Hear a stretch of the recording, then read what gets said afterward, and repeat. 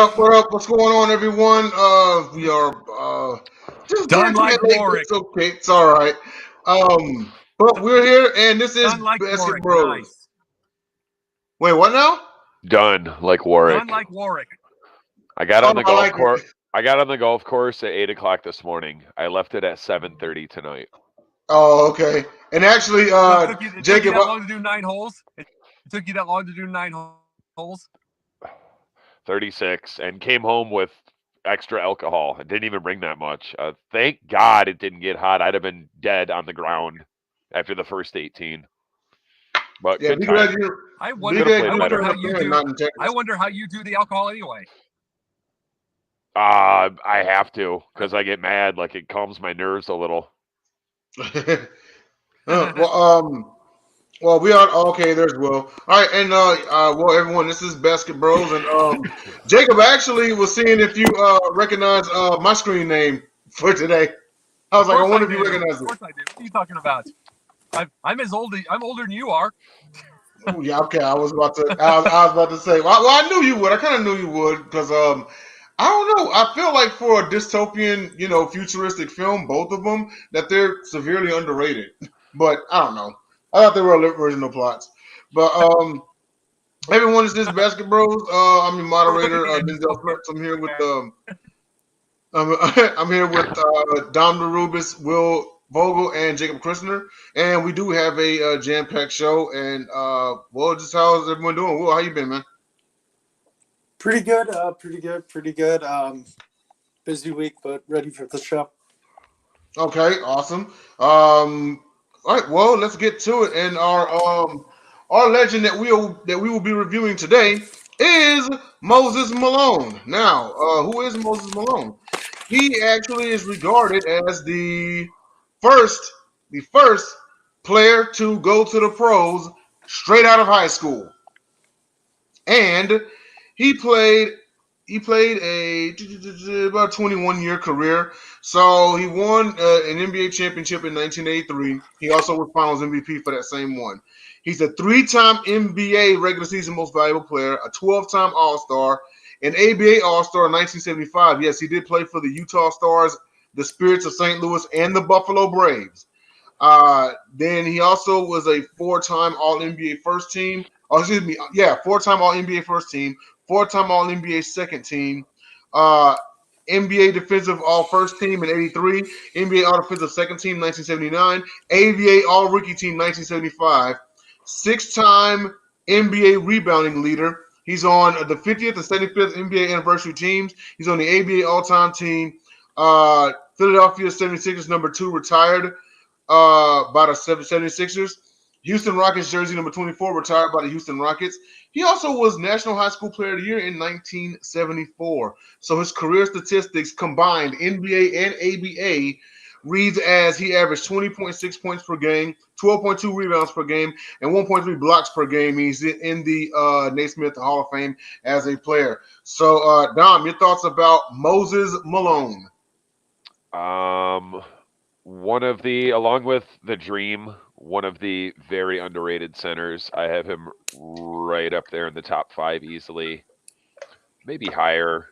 Wow, I'm looking at his numbers from the age of say 23 to 33, and it's like 25 a game, 26 a game, 28, 31, 25, 23, 25, 24, 24, 20, 20. Didn't dip below the 20-point per game mark until he was 34 years old. He was an all-star 10 years in a row. Didn't relatively healthy throughout his career. Just an all-time great shot blocker, great rebounder. It's Moses Malone. Pretty well traveled for being such a legend. What else? I don't know. I'm so out of it. What do you got, Will? I'm so whooped, y'all. I'm sorry. It's okay. We're only an hour show, so you can chill after. He played in the ABA for 2 years. He put his final 2 years of high school. His team won 50 games, and they won back-to-back state championships in his final 2 years of high school. And I thought this was real. He played forward in the ABA until he got big enough to be a center. Yes, he did. And then this is what I think was the coolest thing I read about him. And then I have one more stat. In his final game, he had a buzzer-beating three-point shot from the other team's free throw line. That's only fitting. I'd be like, yep, I'm done. Yeah, that's it. You just pretty much walk off the court on that It's one. a walk-off. It's like a walk-off home run. Or they don't have those really anymore, but like a walk-off home run. For career, yeah. And then in 1994-95, he was the last remaining ABA player. Wow, that is crazy. Damn, he played into the mid-90s. Yes, he did. He played a long, long time. And, and Will, you being a Yankees fan, that's kind of equivalent to, Jeter's last game. He had a walk-off. Yeah, and if you haven't seen that documentary. Oh, I've been watching a little bit of The Captain. I have. Please I caught the tail end of it. You need to watch all of it. On that lob they tossed him and that payoff that pitcher got, of course he had a walk-off.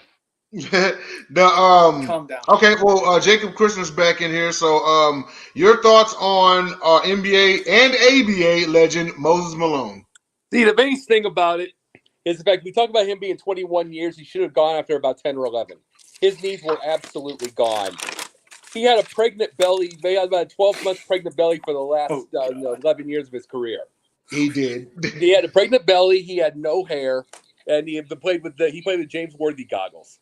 But because of all this, this is where I talk about the difference between now's NBA and this. You're not going to see. Here's the thing about it: you're not going to see Kevin Durant, James Harden, none of them go basically on the 12th man for the final year. You're not going to see that. Kiki Vandeweghe did. He was a 27-point-a-game scorer, and he ended up doing 3 minutes a game. Yeah. Moses Malone basically was 8 minutes a game at the end. Bernard King was maybe 11 or 12. It's like we're not going to see that part anymore. But because of all of this, people completely forget. He played till 94, 95, but people forget about Moses Malone because of it. He did not end his career at 25 points a game. 20 points a game. 20. He ended at 2 points a game. Like anyone else. Yeah, but anybody else, just like anybody else. And people forget he once had 16 rebounds a game, like 2 straight years or something. Some ridiculous number. He had absurd numbers, but he stayed way too long. Yeah. Kind of walked away to the end of his career. Joe Namath. That would be a really good topic for 1 week. Guys who stayed too long. Oh, too long, yeah. Good one, Will. And it's nuts. And you know what? In tying to what you said, Will, because even Jordan in his last seasons with the Wizards, he averaged 22 points per game. But by Jordan standards, he was a shell of himself. Oh yeah, 100%. Oh yeah, but by Jordan standards, but it's like at the end, people still remember Kobe, and he had his standards. But people are going to remember, no matter if it's their standards or not, the ones that were still producing. They're not going to remember the guy that was 4 minutes a game. Right. True. That is true. And here's the thing. It's like, for instance, I brought Bernard King. I brought Moses here. Kiki Vandeweghe. Kiki Vandeweghe had 27 points a game 1 year. And you don't have a memory because he's on the bench with 4 minutes a game. Yeah, but you know what? I mean, and honest question here. Can't you necessarily say that about every player, though?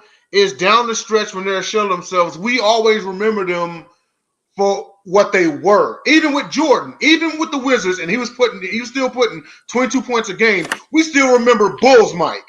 You know what I mean? Yeah. Wizards Mike was ceremonial. I think everyone remembers what they were unless they came out like, for example, they tear something in their final game, then they'll be like, oh, they were good. We remember when they were good, and then, oh no, they tore their blah, blah, unless you had a career-ending injury in your prime or retired in your prime. Yeah, not everyone can be Barry Sanders, though. Or even those past their prime. John Elway went out with a Super Bowl victory. Yeah. Peyton Manning went out with a Super Bowl victory. But you don't forget those like those, but even then, those are moments. Manning had become a shell of himself. We remember who he was. He just happened to win a Super Bowl that last year. Elway was still very good, and he was 38, You remember I told you guys when watching like those things during COVID, all those like older games and everything. It's like, you want to know how crazy it is to watch Kiki Vandeweghe come off the bench in his final year, like at 5 to 6 minutes a game, and that's a walking bucket. I mean, Bernard King. I mean, he had to take 2 years off because of knees, but here is like 11 to 14 minutes. It's like Bernard King's prime was far too short. He's one of my all-time favorites. We will never see KD, LeBron, Harden. We won't see those guys come up, and once it's over, they'll know it's over. It's over. It's over. That's the difference now. Is the athletes know money now? They know their money. They are doing it business now. They can end it whenever. They get maybe. Here's the thing: you give $100 million to the people back then because they might have blown it themselves. It's still knowledge of money. They have more knowledge of money now in this era than they did then. Right.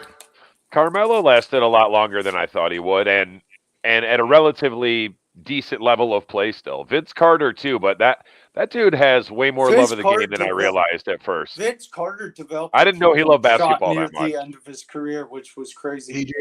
He did. In fact, Will, I'll go as far as saying he developed his shot too late. Because it's like, dude, you know, and that's why, and you know what? This is why I always compare Vince Carter to Dominique Wilkins. We remember him for his dunking, but people forget about his jump shot. You know, Wilkins had an absolute wet jump shot, and so did Carter. Carter didn't discover his jump shot till he was like in Orlando. Yeah. And then he hits the buzzer beater in the playoffs in Dallas. And he's in Dallas, then he's in Phoenix. He's like all over the map. Atlanta. And I love Vince Carter. Don't get me wrong. I love. Oh yeah, he's a heel. You always gonna like him. Oh, duh, man. That the dunk with the elbow in. Oh man, I recreated that when I was a kid. See, but you talk about Vince Carter. Vince Carter. But if I did it on a real rim, man, my arm would be broken. See, go ahead, Jacob. I'd be like, Vince Carter was still 22 minutes a game, even then. Yeah. Like these players that they were coming for a paycheck at that point. They weren't going to be doing much. They were going to. Moses Malone went to Philadelphia for a return thing, and there's no fanfare. There was no. Yeah, it was him and Dr. J. Back to Philly 1 year, and there's no real fanfare in comparison. He was just, whatever. Maybe a little slight standing ovation, but someone like him, a legend, but he just stayed too long. A lot of these guys are just broke. Yeah. I mean, is it fair to say that, okay, I won't say necessarily Moses Malone because he was in year 9 as a pro, but I mean, even Dr. J, I think we discussed this, that he was starting to become past his prime when he won that title in Philly. Oh, yeah, definitely. Yeah. Because the other teams were getting better. Most of it. What year was most that of his title? prime was gone by the time he got to the association. He would have been, if he played, I'm calling it right now, if he would have played against like those Celtics teams, those bad boy Pistons, he would have been killed on the floor.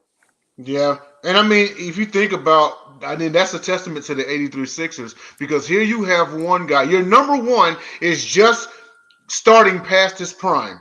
Then your number 2 essentially is in his prime, and they beat a very good Lakers team. A very good Lakers team. I'm going to say this forever. The 83 Sixers are the 85 Bears of NBA. They just are. Those 83 Sixers teams were so unbelievably dominant. They absolutely crushed. They not only won in at home, they crushed them in the forum. Yeah. I'm saying they had their 1 year, and they were just completely and utterly dominant. That's the 85 Bears. I agree.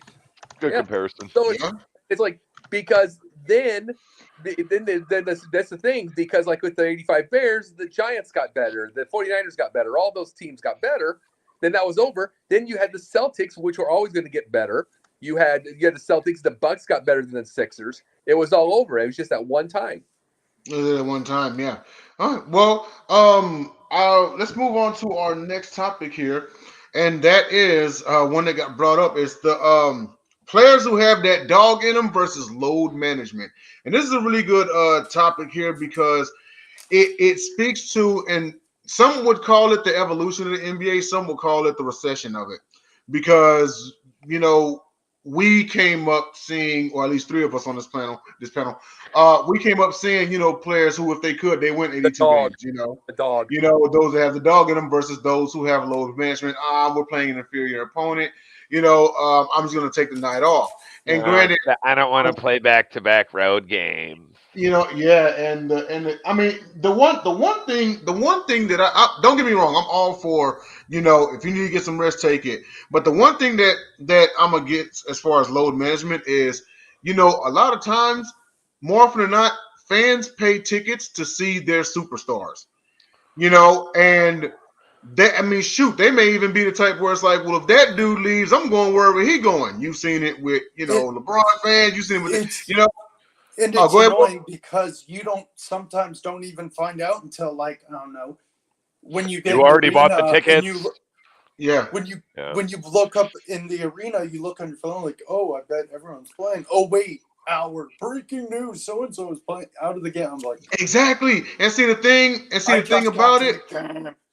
And see, the thing about it is like, say you have your team's playing an inferior opponent. Of course, tickets are going to be cheaper. So you're like, shoot, I'm going to get to see my guy. And all I spent was like $45. And then come to find out your guy is not playing. Now you're still a fan of the team, but it's like, damn. So much, Jay. It's crazy. Yeah. And it's like, damn, like, don't get me wrong. I'm a, like, for example, I'm a Rockets fan, but it's like, shoot, my guy's sitting out. I came to see him in person too. So, but a lot of them will say like, hey, that's load management there.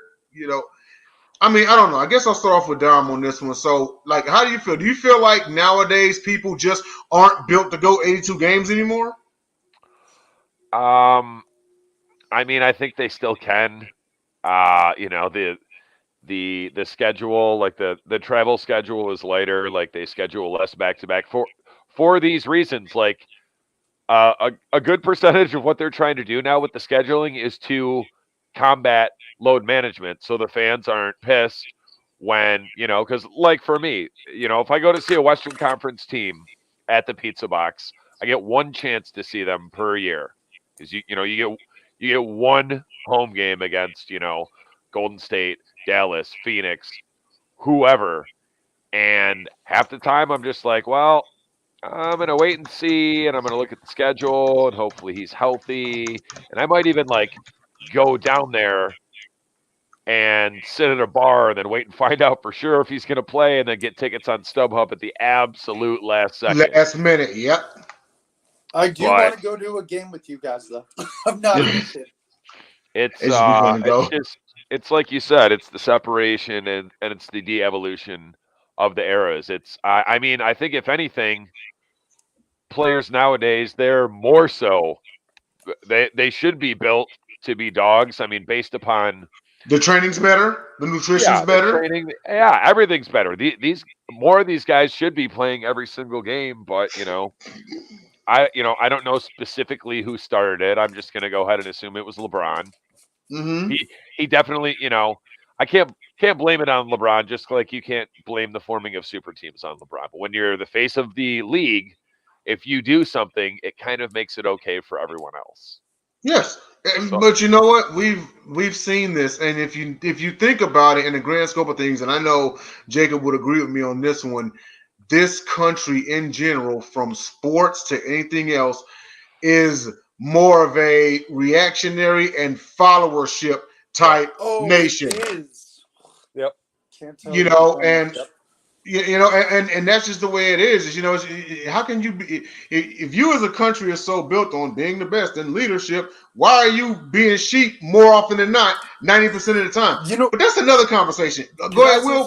Matter of fact, I'll pass it to you, man. What do you think about dog versus load management?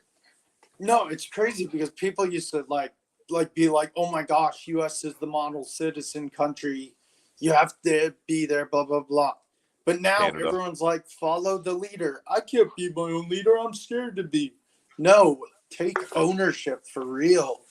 No, I'm not a fan of load management. I like the players who have dog in them, who will try to win at any means necessary. Like, I get it if it's a lingering injury that's like going to impact your movement, like plantar fasciitis or a torn Achilles. But I just hate when you go to like an NBA game, and that's happened to probably all of us who have gone to a game, and you're like, man, I can't wait to see this guy. And then you find out they're not playing, and you're like, and it says rest. Yeah. Rest, like resting what? Oh, I'm tired. Let me close my eyes. Oh no, he actually has a torn Achilles, and you put it under rest. Yeah, stop labeling it under rest. No, I love when guys have dog in them. I'm not saying the guy has to play all 40 minutes of a game, but I would say at least 40, 45, 42. But I don't know. In case it's something lingering or they didn't travel right, something just didn't feel right. Like, I want it to be a valid reason, but I'm up for the dog. I like the dog mentality. Mm-hmm. What about you, Jacob? Your thoughts on this? Well, here's the thing, too. This is what people don't want to look back at Michael or Larry, because Larry only played 382 game seasons, and the rest of the way it tore himself up. He tore himself up trying to, he did. And it's like, just the way that he did things. And then MJ, he did play a lot. He played 982 game seasons, but he had to take 2 retirements. He had to take 2 retirements to get himself re-energized, because other than that, he'd been screwed. He did the baseball the first time around, and then just took a retirement the second time. We have to give credit to LeBron for being 19th and at a high level. But here's a question I have for a lot of these players. Seriously, we know about John Stockton's, I believe 1782 game season, some absurd number. Yeah, his was ridiculous. But here's the thing. Okay, you don't want to think he's cool because he didn't want to get vaccinated. Get this stupid we talked about this in the Pundits Planet. Quit the politics crap, but still, if he's too dorky for you to listen to, ask Kareem Abdul-Jabbar what he did. If you don't, Kareem Abdul-Jabbar with Bill Russell gone is our senior statesman now. Mm-hmm. He is. How many 82 game seasons? How many games did he play after he was 40? And how many do we get? And it's like, what did he do? How come these people are not going to him to find out what to do for 82 and, to do so well? That's true. To stay so healthy, to how much stretching it was. Everybody wants the biggest of muscles, they tear everything up. Yeah. Or they take a rest to not tear anything up. Meanwhile, Kareem was one of the smoothest players on the court. He was smooth, and he wasn't missing a game.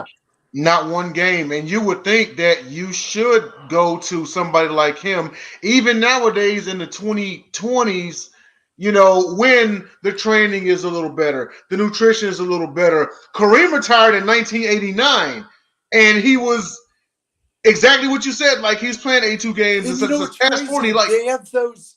I don't know what you call them. They have those black steroids leg things where you put them. I think they're like muscle relaxers on your legs. Oh yeah, the leg sleeves. Yeah. Yeah, the leg sleeves. You got ice baths. You got. Man, come on. Well, here's the thing. Also, what is one of the biggest health regimens now around that we see all over the place? DDP yoga. Yes. Yeah. DDP yoga. Chris Jericho talked about it saved his back. Mick Foley talked about he lost weight from it. There are other athletes. Kareem did yoga. Yeah, Kareem does yoga. He's been doing yoga for a long time. Yeah, and to this day, I mean, the guy is 75 years old and still walking pretty decently for his age. Mm-hmm. And it's like, but this is the thing about it. If they're so worried about tearing themselves up because they got these big muscles, why aren't they calling Kareem for physical, for talking about physical to be able to play if they're that worried about tearing it up? Because, like I said, okay, they're too dorky. That's on them. That's a stupid. But Kareem is another one. The statesman. Why is he still moving around? Why is his mind is still as sharp as ever? Why isn't the NBA going to him? Because personally, this playing 61 games and then taking this rest and everything, it's hurting the team. It's hurting the league. Yeah. And I mean, you would. Dog, and I apologize. One more thing. The dog. I grew up with the dog. Everybody talk about having the dog in you. I grew up with the dog, watching that. It's like having all those guts, especially in the finals. I mean, watching MJ, watching Magic Bird, obviously, watching the dog, fight it out. 2 games, 7, 3rd, and 87. Watching, I mean, when everybody's hurt.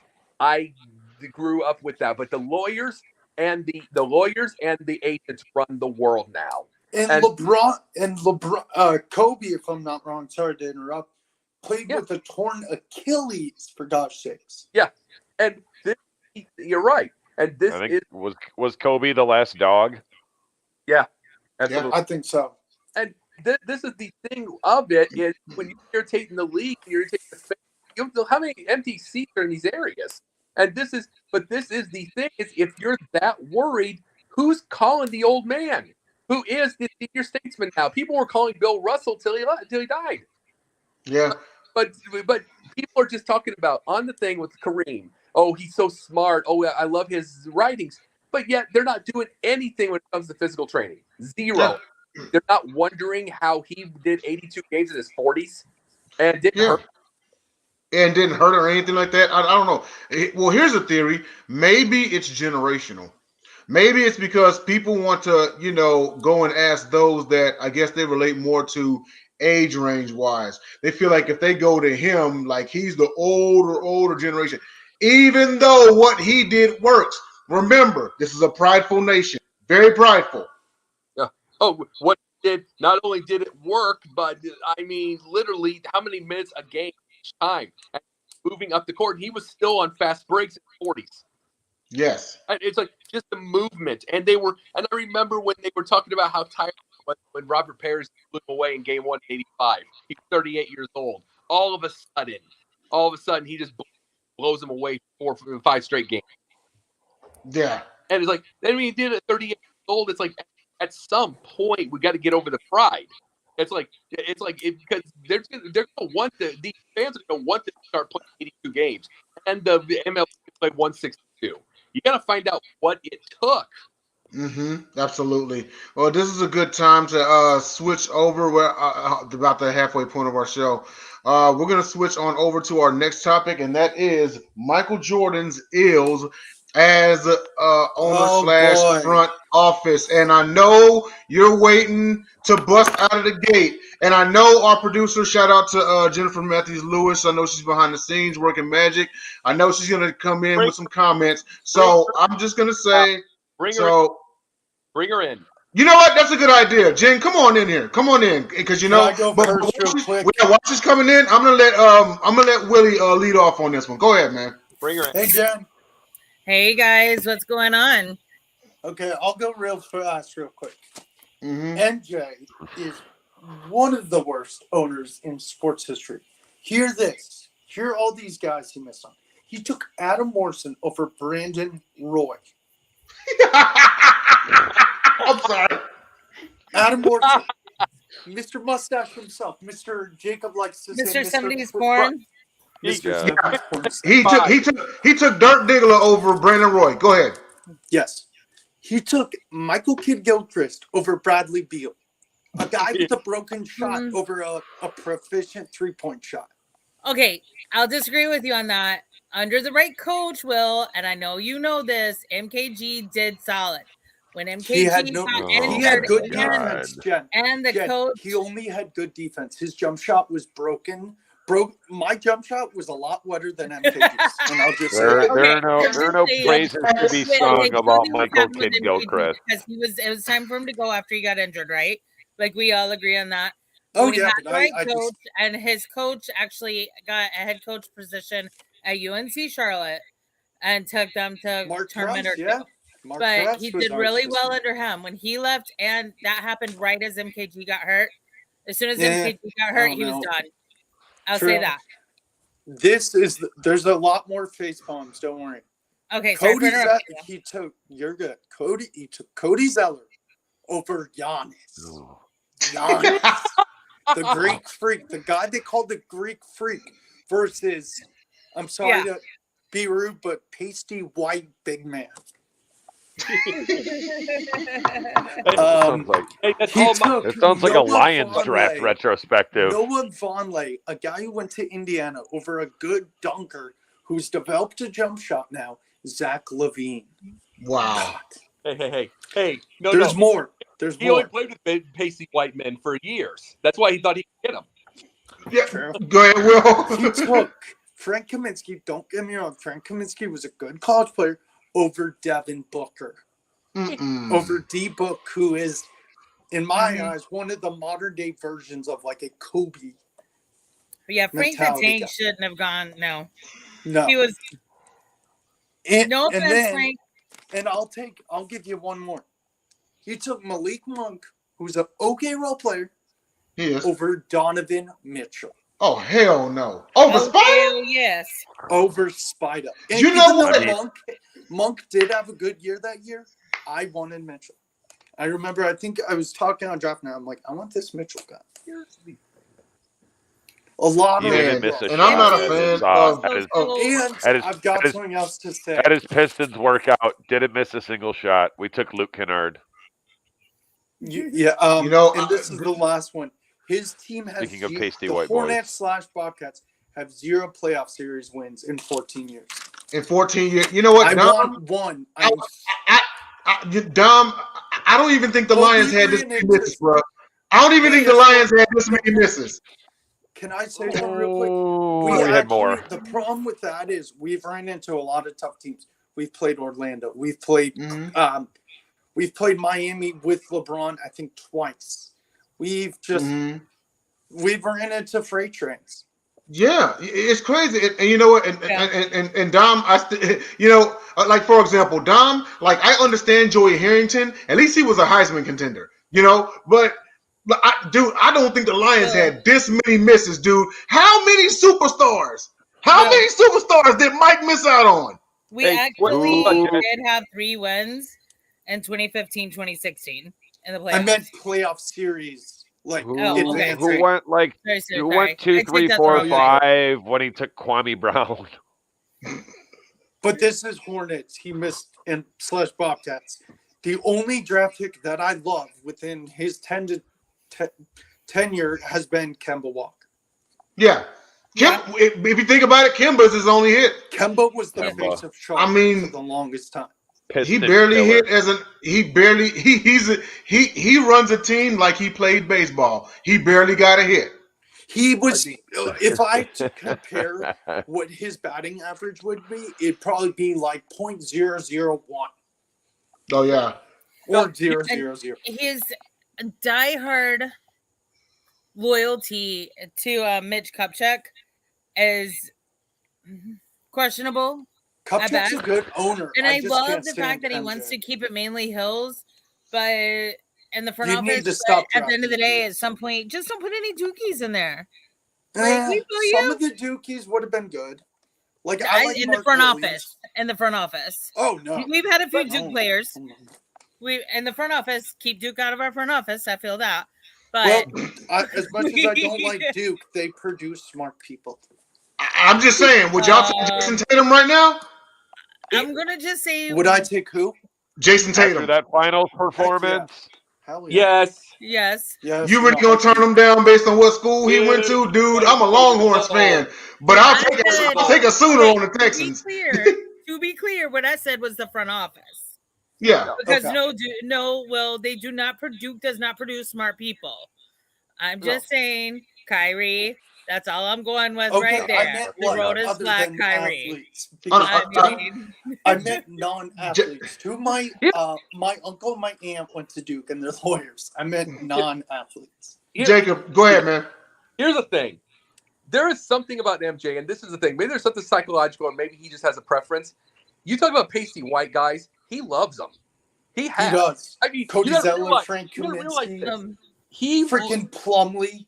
Ed, no, let me finish.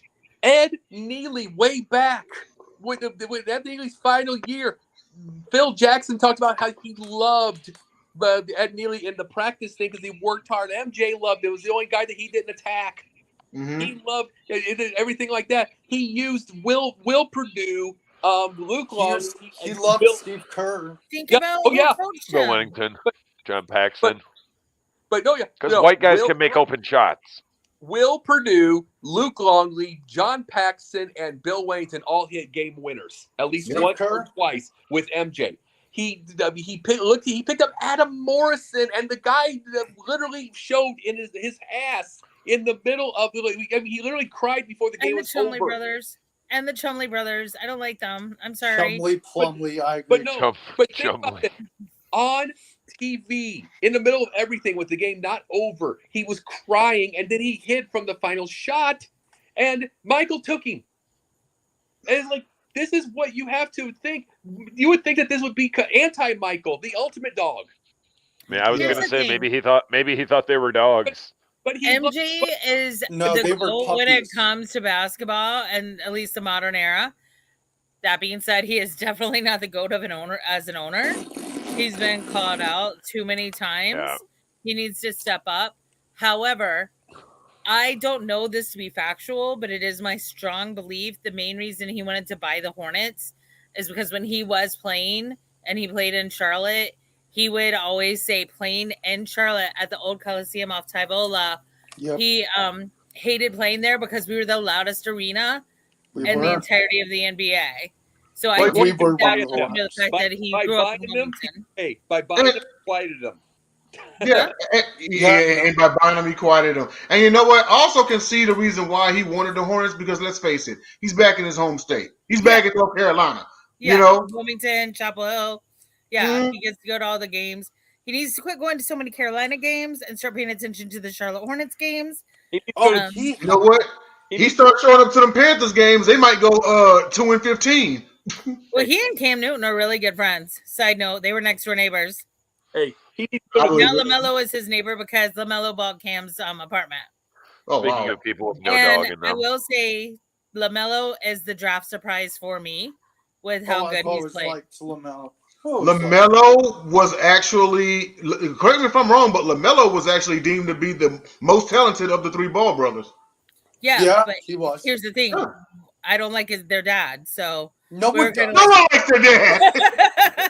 No one has heard anything. No breaking news. No one likes their dad. No one has heard anything from old man Ball in a while. Hold on. Can anyone on this panel say one good thing about Lamar Ball? He's a damn good dad. His sons are good at basketball. He is a good. Now that's in the general aspect of being a father, but aside from that. Can anyone say any one good thing about LeVar Ball? Most important. No, because he didn't even make our practice squad for the Carolina Panthers. No. but he did try. No. You're talking LeVar Ball. The reason a lot of black kids love LeVar Ball is he's involved with his kids. That is the most important thing possible. Absolutely. That's for any father. Yeah. That's why I said he's a good dad. Because his kids are pretty grown, pretty respectful. Yes. You know. Yeah. That you asked for one good thing. That's the one good thing I got. He's a loudmouth. He needs to sit down and shut up. And that's for me. And I talk a lot. Right. But thank God for LaMelo. He ended up being good and sticking because LeVar was pretty much like, oh, no, you're not going to college. Right. The thing about it is, remember the one thing I was saying about MJ. He doesn't have, we brought the you-know-who in. He doesn't have that one person that would say, there's one person out there, and I told you who that is. I'm not going to bring it up again. The one person that would tell him F you, and he needs it. He doesn't have that guy. MJ? No. He doesn't. No. Say F you to him. No, he's got a wife to tell him that. His first wife wouldn't say that, but his second wife has his ass on a tight leash. I'm talking about on business or anything like that. Basketball decisions. No one does. That's not necessarily true, Jacob. But come on. Like when you're talking business, you're wrong there, buddy. Why? Sorry. What am I aware? I know people. Just trust me when I say I know people. But where's his? I'll tell you in the private chat. I understand you know people. I was just saying, what has he made a good decision to where that would be the needed? He needs somebody to help out because he's really out of it. No, he's terrible. Yeah, it's just. I mean, for you. But I just said in the private chat.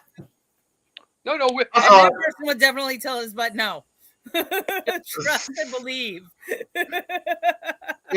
I just want to see MJ do better, but it's just I agree with you. MJ should do better, and because he's not doing that great as a owner, then he needs to take I do think he's tried to take a step back, and at the same time, and a quiet step forward, and that he is more active at the games now. Mm-hmm. You see him at more of the home games, but he hides. Mm-hmm. Well, for the first half, it's one half he's on the court, one half he's in his suite. because he doesn't want to distract from the guys on the court, right? Now, so that kind of makes sense. Now, I do have a question for the panel, real quick, before we get on to the next topic, and I'm going to play devil's advocate here, so don't shoot me too bad, okay? Do you think that Michael Jordan's ills is that he's just simply a victim of the system? And what I mean by is there hardly is a lineage of great players who become great front office. We've talked about this a lot of times. Bird was the exception and not the rule. But how many others out there really were great players and it translated to great front office management? Is he just a victim of the system? Jerry West, and that's it. After I was going to say it's Jerry West. Been pretty okay in the front office. And by count, how many is that? 2, 3? 3. 3? We'll count 3. Terrible one. I don't think he's great in the president's office. I think he probably needs to let one of his kids run it. I think his kids could do it more with eyes wide open than eyes wide shut. What do you think, Will? He's terrible. I think MJ's phenomenal with Jordan Brand, obviously, because they make $3 million every 5 hours. Dude, listen to me. No one is taking anything away from him as a businessman anymore. No. As far as the businessman brand, no one's taking nothing away from him as far as that. He gets money from that still, but he cannot because he's an owner, so he cannot have any say on a lot of things with Jordan Brand right now. But I'll tell you this, though, like what came awesome.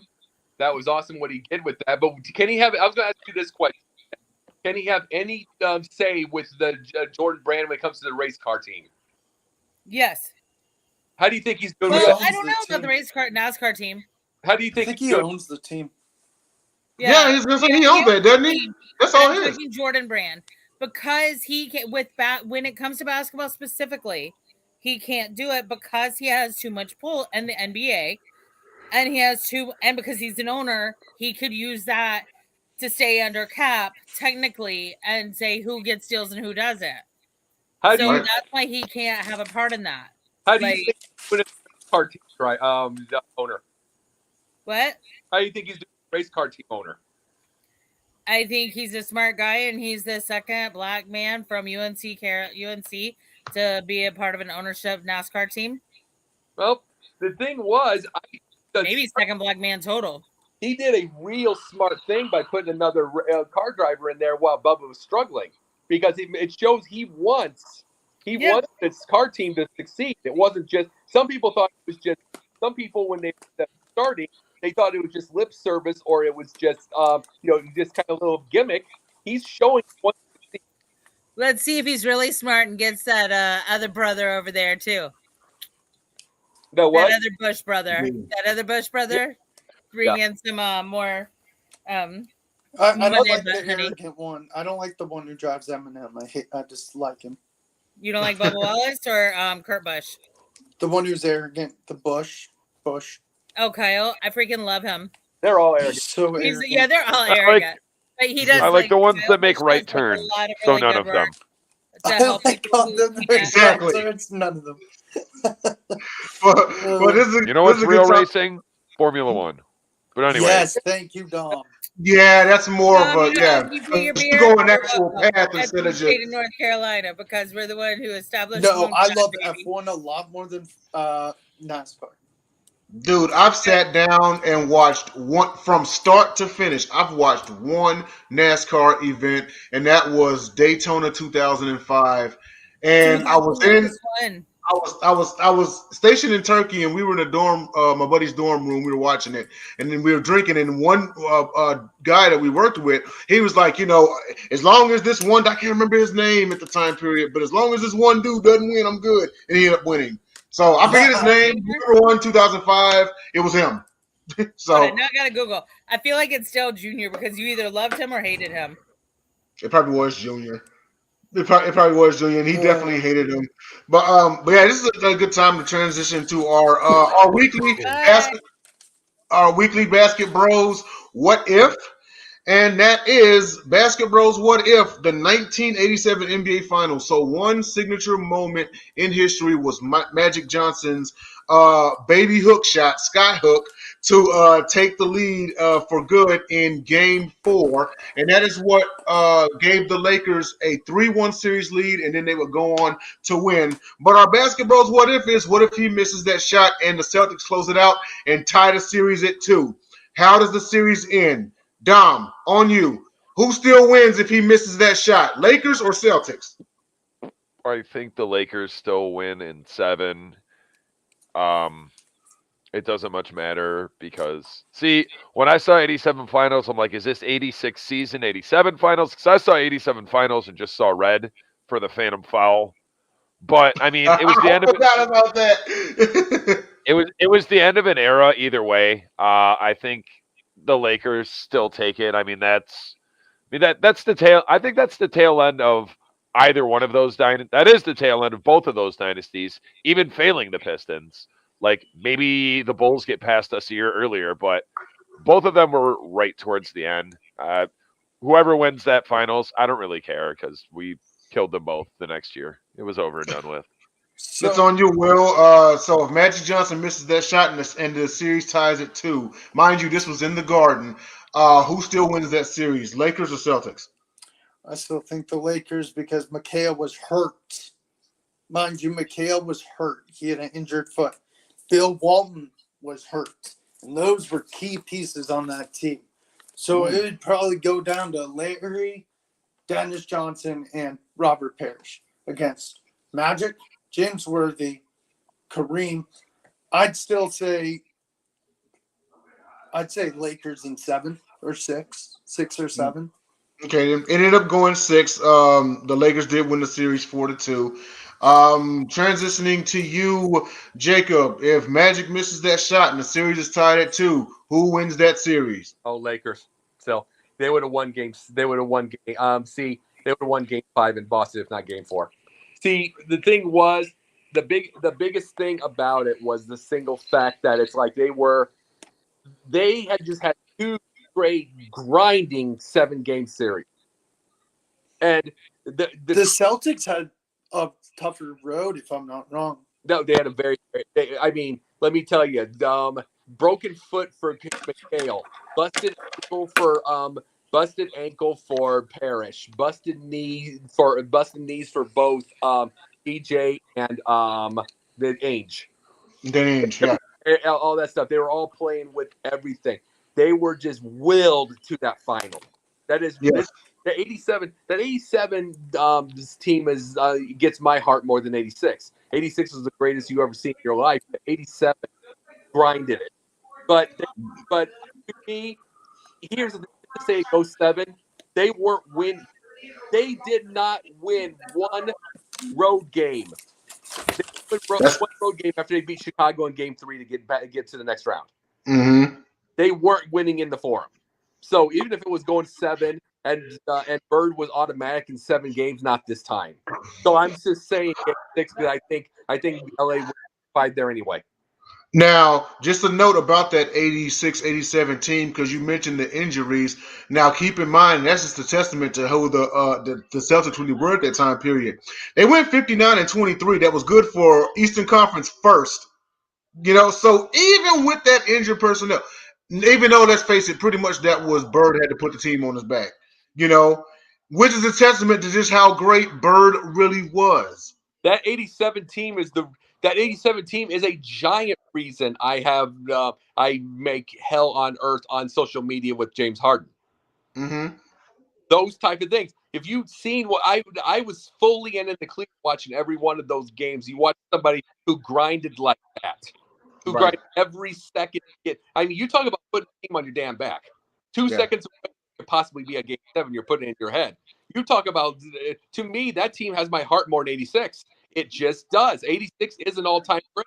They would have smoked the Lakers in 86. But they would have smoked them. Oh, yeah.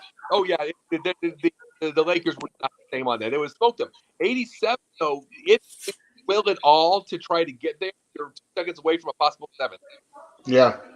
That is right then and there. That tells you that you got heart. Don't know what happens.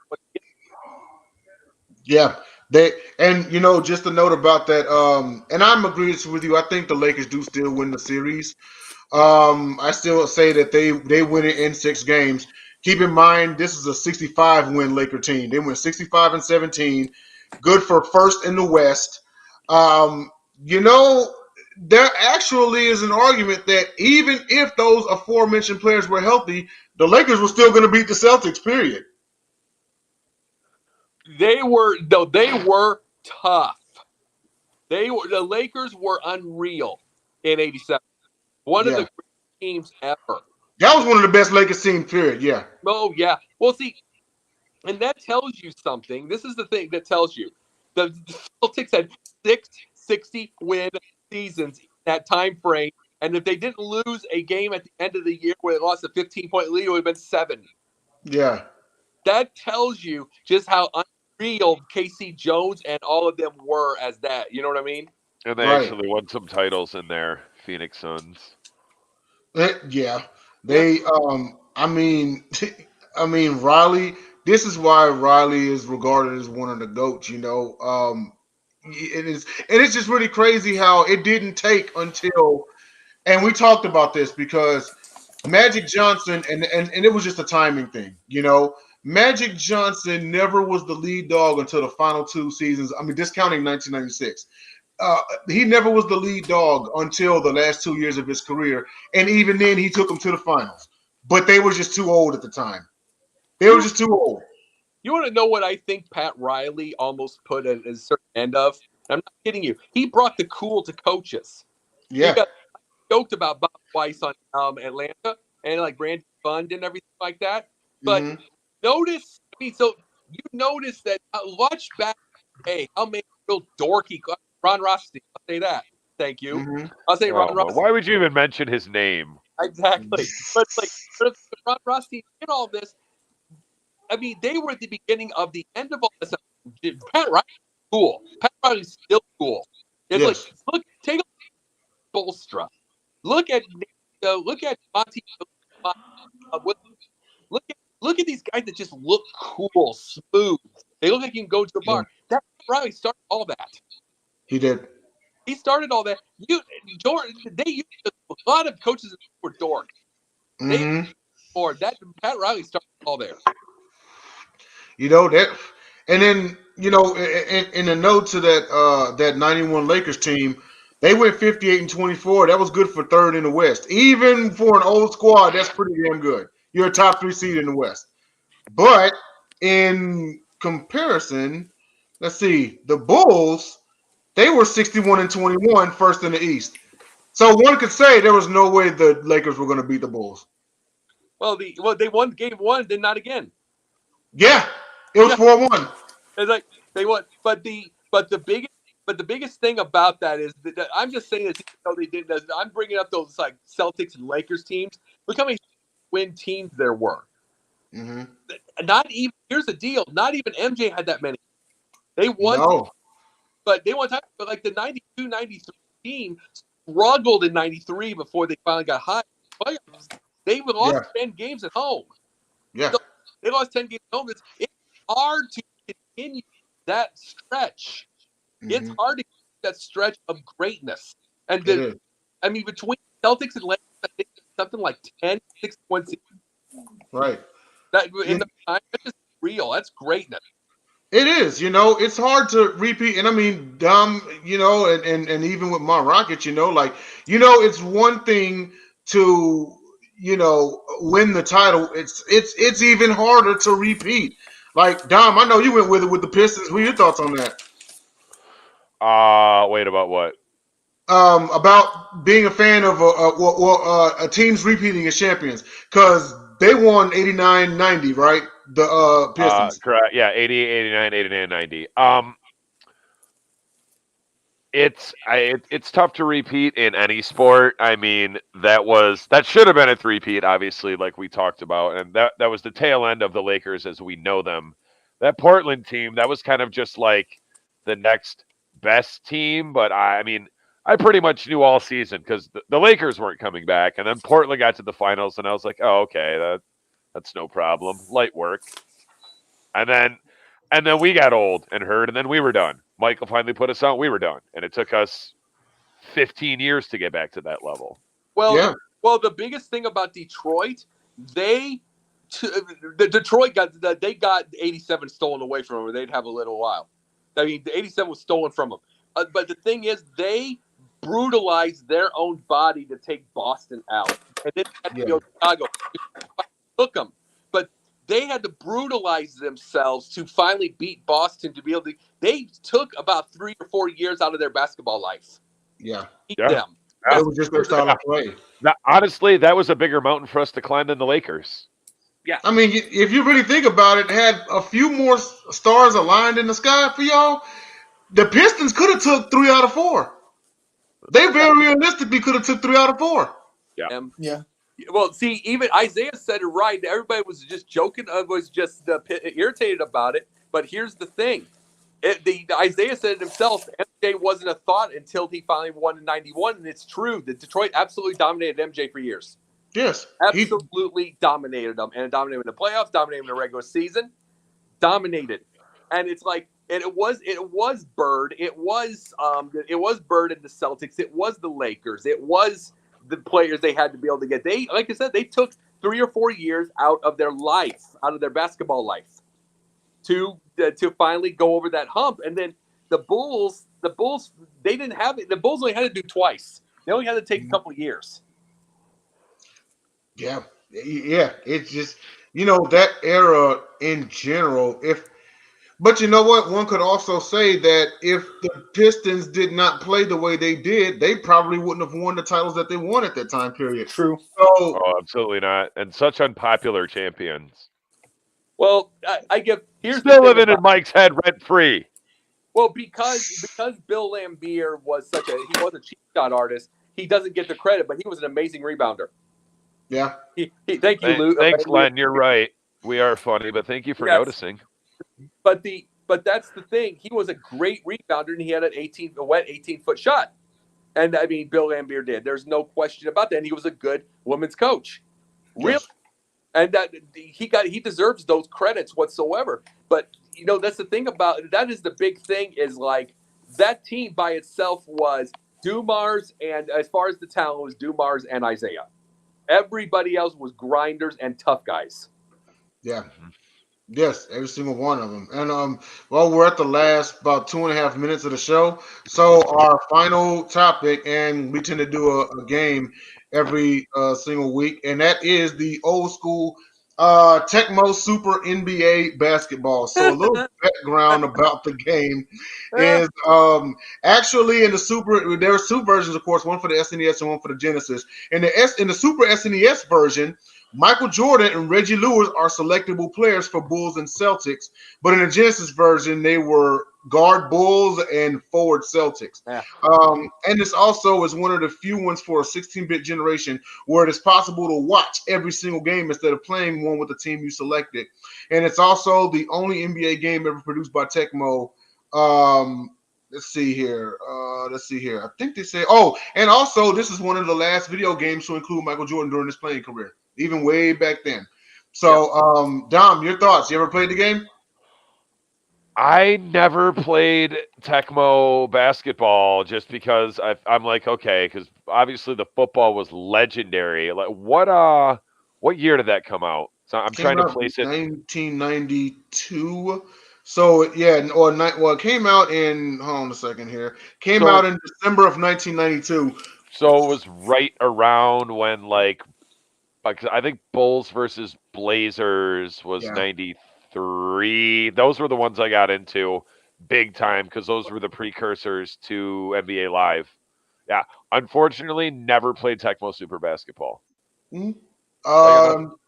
Well, you Will ever played on emulator, or your thoughts about it? On Christmas Day it came out. That's fire. Yeah, it did. That's funny. Somebody was happy to unwrap that. You already said what I was going to bring up, but no, I never played it. Oh, Jacob, you? Yep, rented.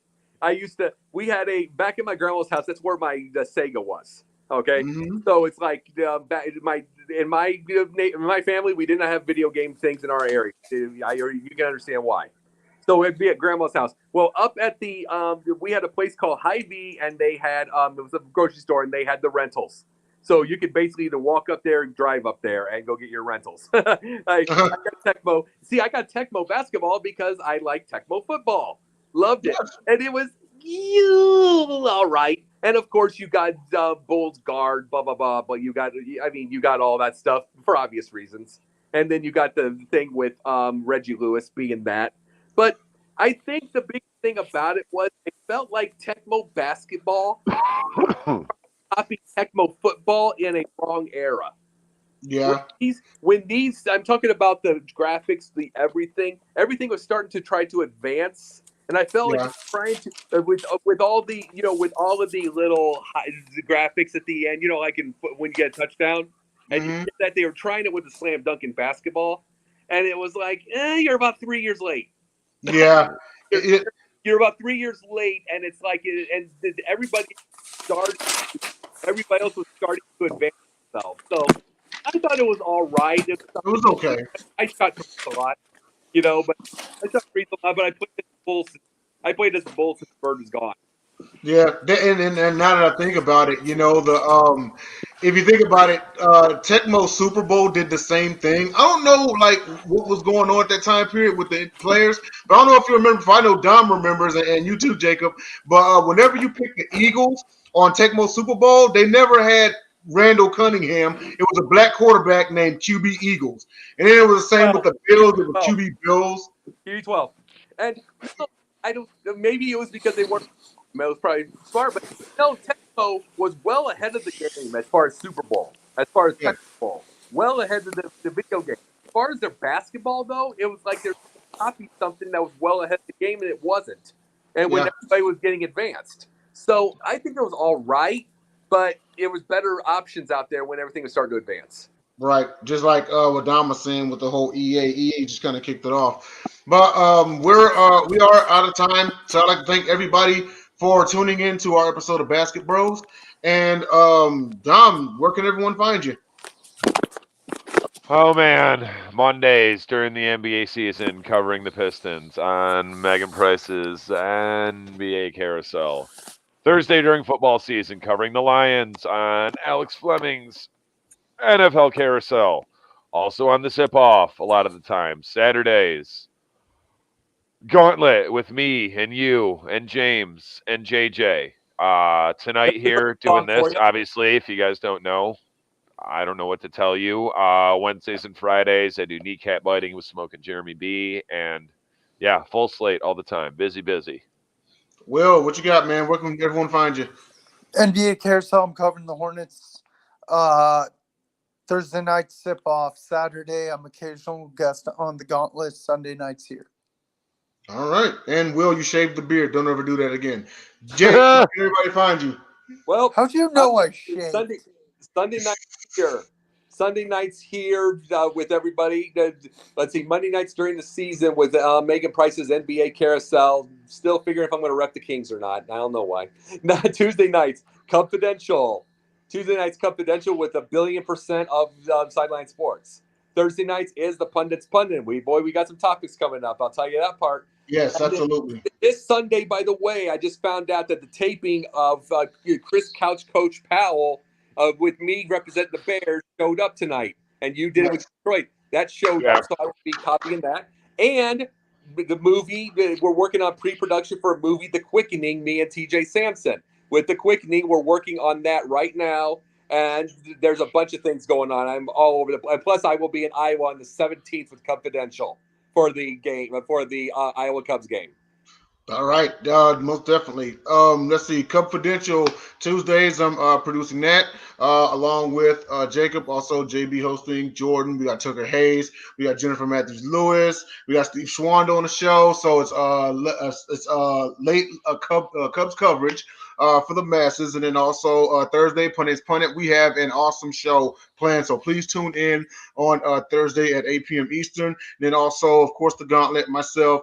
Shout out JT Shiesty, Also, JJ Jenkins and Don DeRubeis right next to me with the latest and greatest NFL coverage. And also, of course, BasketBros right here Sunday. Shout out to our producer, Jennifer Matthews-Lewis. Thank you for coming on and covering the MJ segment.